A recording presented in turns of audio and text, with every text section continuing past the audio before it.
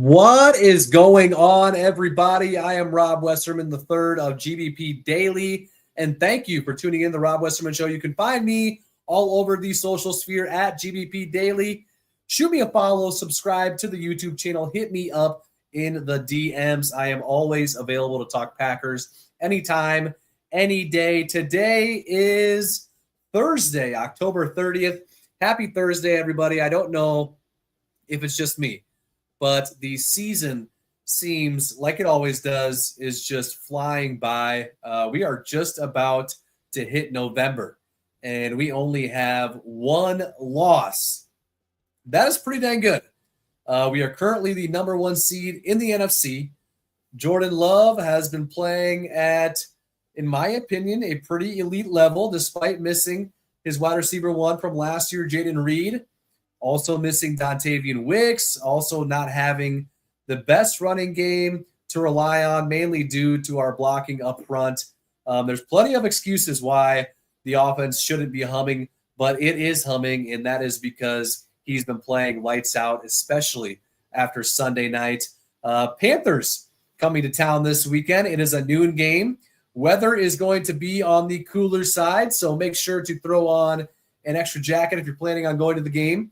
And the Panthers will have Bryce Young back at quarterback this week. He's missed some time due to an ankle injury, and it's looking like he'll be the starter on Sunday for them. I do remember all too well the last time that we played him.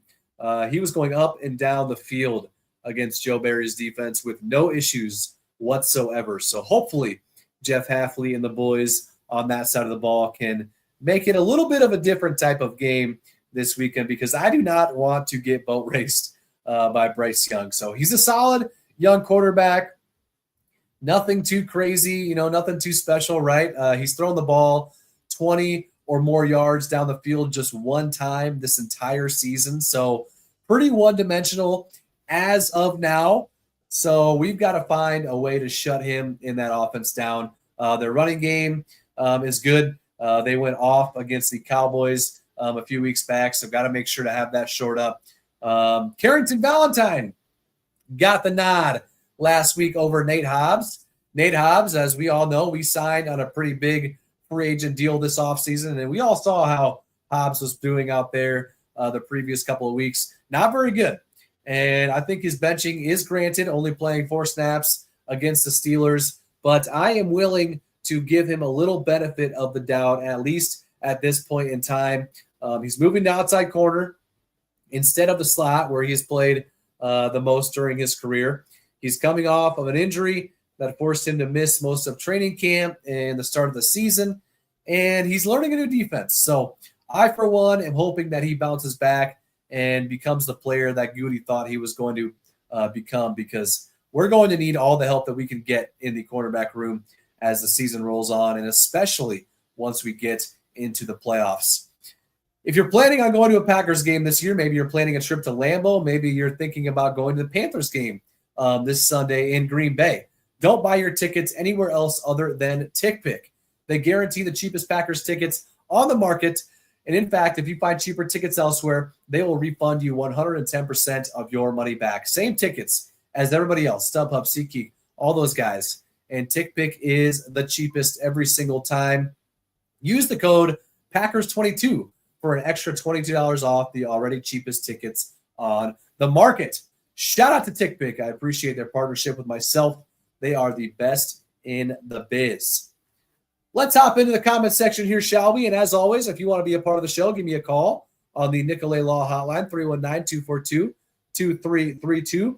Family owned and operated since 2007 with decades of combined legal experience. Nicolet Law's team of compassionate local attorneys are prepared to meet your unique legal challenges head on.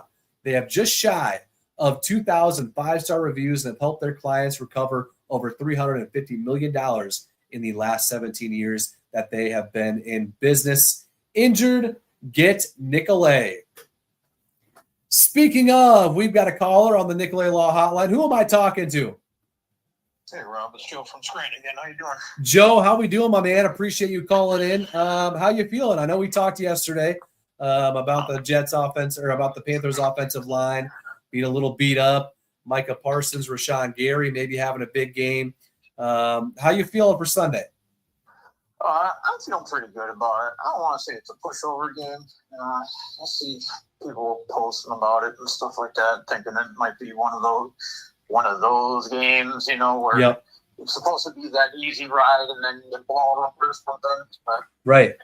I'm not too worried about it. I mean, it seems like they're going to be down too much material, but I don't know, you never know. Like those guys say in the locker room. Want to know every week, So. Absolutely. Any given Sunday. Now, I'm not worried about Sunday a whole lot, but that Browns game a few weeks back kind of humbled me and my expectations. That was like you said, one of those games. That was painful. It was just painful. Yeah, it was. It was. Any other thoughts on the game for Sunday? You feeling good about Jordan Love the way he's playing? Everybody's talking. What do you get?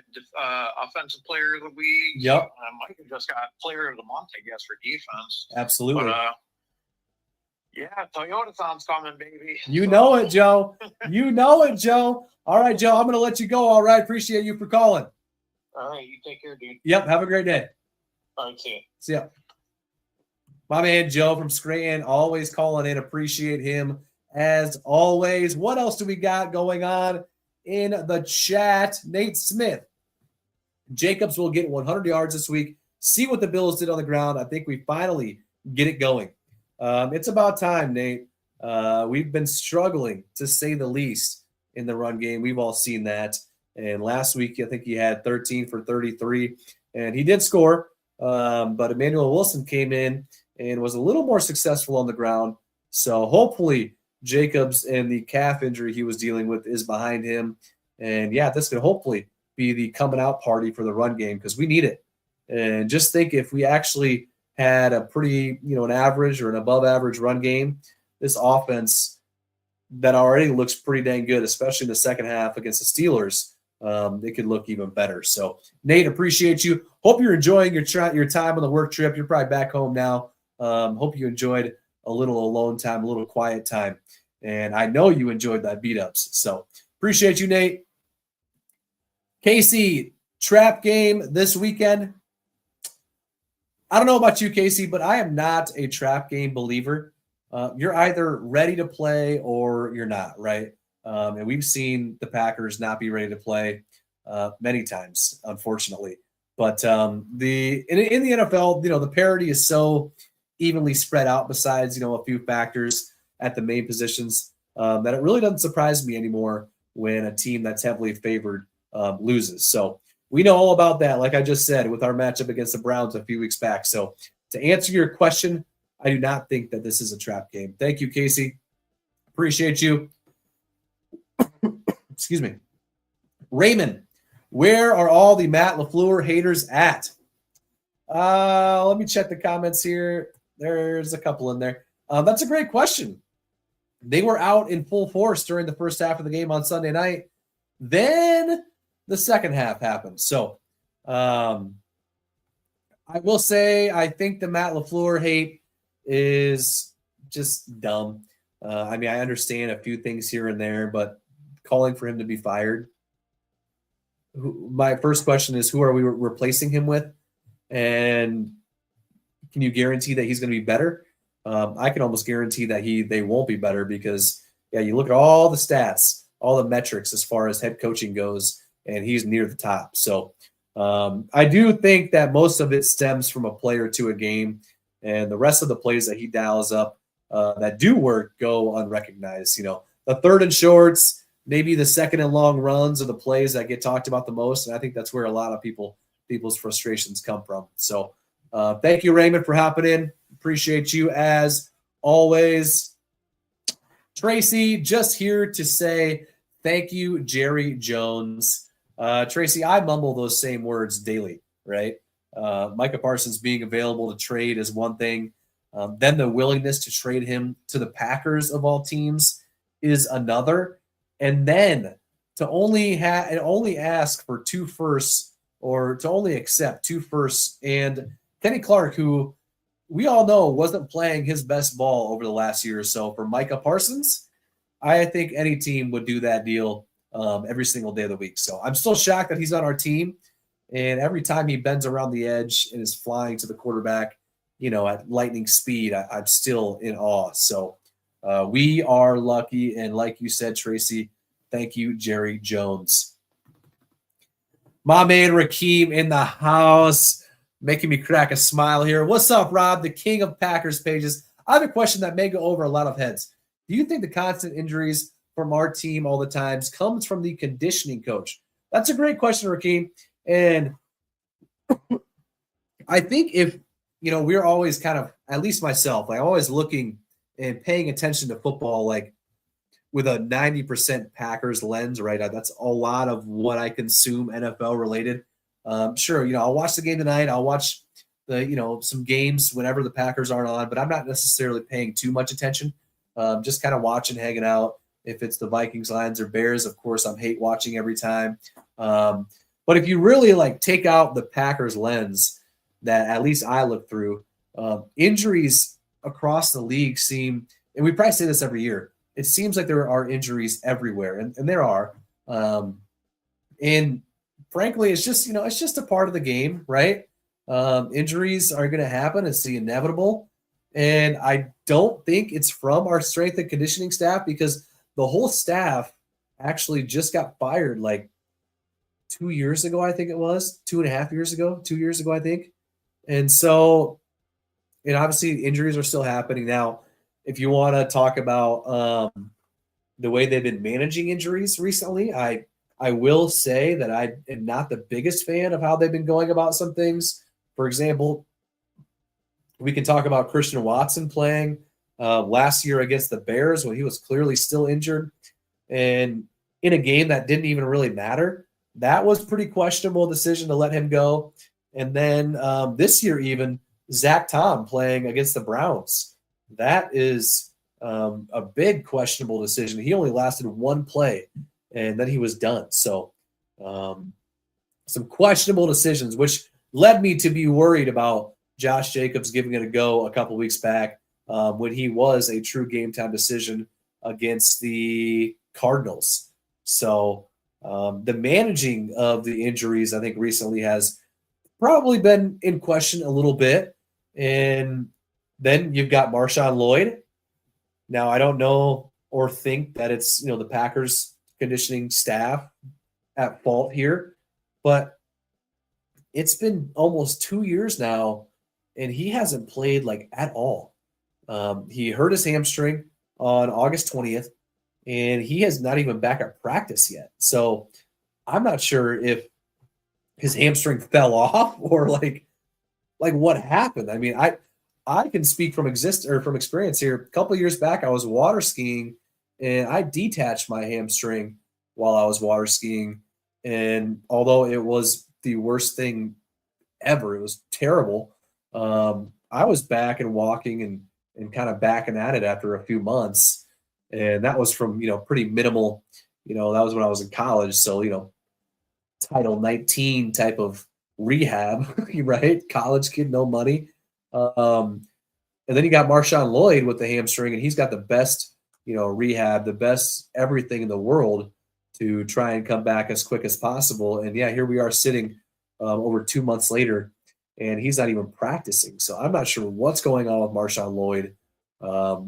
I'm at the point now where it's will he even play a game for the Packers? Not exactly sure.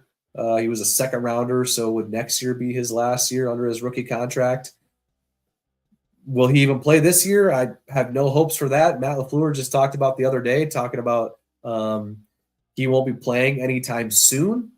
And we're about halfway through the season, so it's not looking good for Marshawn Lloyd. But to get back on your question, Rakeem, I don't think it has to do with the strength and conditioning staff. I think overall our injuries haven't been too terrible, right? Jaden Reed, that's a broken collarbone. That's not from a, lack of stretching or whatever. He just got smashed. Who else? Dontavian Wicks has a calf. That could be in question. Marshawn Lloyd's situation, like we said. But on the flip side, Christian Watson coming back so quickly and looking good on Sunday night, we gotta give a little credit to the rehab process that he went through with the Packers and elsewhere, because he had some outside things going on to try and rehab as quickly as possible. But yeah, I don't think so, Rakeem. But if you are thinking that way, I wouldn't argue with you. That's for sure. So thank you, Rakeem. Appreciate you as always. Have yourself a great Thursday. Have yourself a great Halloween too, by the way. All right, guys, that is going to do it for me today. Thank you again for tuning in. Always love talking Packers with you guys. Hit me up on social media at GBP Daily. Subscribe to the YouTube channel. Any sort of interaction helps myself and helps the page. I will be back and at it again tomorrow. Thank you again for tuning in, and I'll catch you guys later. Thank you.